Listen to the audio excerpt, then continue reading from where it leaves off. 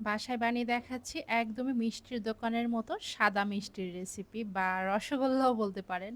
আর এই মিষ্টিটা আমার কাছে খেতে এত বেশি ভালো লাগে কি বলবো। আর এটা বানানো কিন্তু একদমই সহজ। আশা করব আপনাদের ভালো লাগবে। সাদা মিষ্টি বানাতে লাগছে আমাদের 2 লিটার পরিমাণে ফুল ক্রিম দুধ। আমি এখানে নিয়েছি গ্রামের খাঁটি গরুর দুধ 2 লিটার। এখন এটা জ্বালিয়ে নিচ্ছি। আর যখন এটা হালকা গরম হবে তখন এখানে 1 টেবিল চামচ পরিমাণে সাদা সিরকা দিয়েছি। ছানা কাটতে হলে যদি টক দই থাকে হাতের নাগালে তাহলে টক দই দিয়ে ছানা কাটবেন। এতে করে ভিনেগারের যে এক্সট্রা একটা গন্ধ থাকে সেটা আর থাকবে না। ছানা কাটা হয়ে গেলে একটা স্ট্রেনারে রেখে দিব ঠান্ডা হওয়ার জন্য। এর মাঝে আমি কিছু উপকরণ নিয়ে নিচ্ছি। 2 চা চামচ সুজি, 2 চা চামচ ময়দা, 1/4 চা চামচ বেকিং পাউডার, 2 চা চামচ পরিমাণে চিনি, হাফ চা চামচ পরিমাণে কর্নফ্লাওয়ার। ব্যাস এই শুকনো উপকরণগুলো একটু ভালো করে মিশিয়ে নিতে হবে। এরপর 1 চা চামচ ঘি দিয়ে দিচ্ছি। ঘি দিয়ে ভালো মতো মিশিয়ে নিতে হবে। এই উপকরণগুলো আলাদাভাবে মিশিয়ে নিলে ভালো হবে।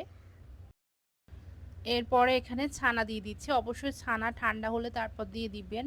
তো এখানে আমি মেপে নিয়েছি 1 কাপের থেকে একটু বেশি আছে। এখন ছানাটা হাত দিয়ে ভালো করে ভেঙে ভেঙে নিতে হবে। ভাঙা হয়ে গেলে এখানে আগে থেকে মিক্স করা উপকরণগুলো দিয়ে দিচ্ছি। দিয়ে এখন হাত দিয়ে ভালো মতো ডলে ডলে এটা ক্রিমের মতো পেস্ট বানিয়ে ফেলতে হবে। আর এটা বানাতে কিন্তু আমার বেশ অনেক সময় লেগেছিল। এরপরে এটা কয়েকটা ভাগে ভাগ করে নিয়েছি।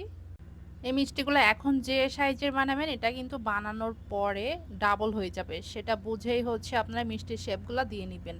আমি এখানে গোল সাইজের বানিয়ে নিচ্ছি। আর এখানে প্রায় আমার 12 থেকে 13টার মতো মিষ্টি হয়েছিল, বেশ বড় সাইজের। 2 কাপ চিনি, 4 কাপ নর্মাল পানি, 2টা এলাচ দিয়ে এখন ভালো করে ফুটিয়ে নিব। এখন আমি বলক উঠে আসলে মিষ্টিগুলা দিয়ে দিচ্ছি। আর এই সময় চুলার আঁচটা অবশ্যই মিডিয়ামে রাখবেন। এরপর ঢেকে 5 মিনিট জাল করব মিডিয়াম আছে। 5 মিনিট পরে ঢাকনা খুলে নিব। আর দেখেন মিষ্টিগুলা কিন্তু আস্তে আস্তে ফুলে যাচ্ছে। এখন মিডিয়াম আছে ঢাকনা দিয়ে ঢেকে এটা জাল করতে হবে।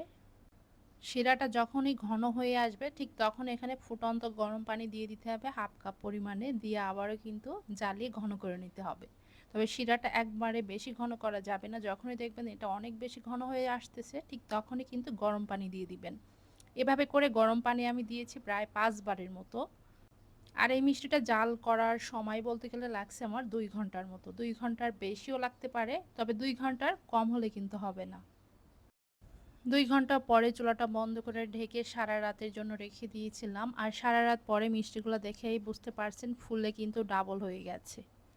আর এটা অনেকক্ষণ জ্বালানোর কারণে কালারটাও কিন্তু পরিবর্তন হয়েছে, অনেকটা ব্রাউন কালারের মতো। যাই হোক, আশা করছি ভালো লেগেছে। ভালো লাগলে রেসিপিটা শেয়ার করে দিবেন।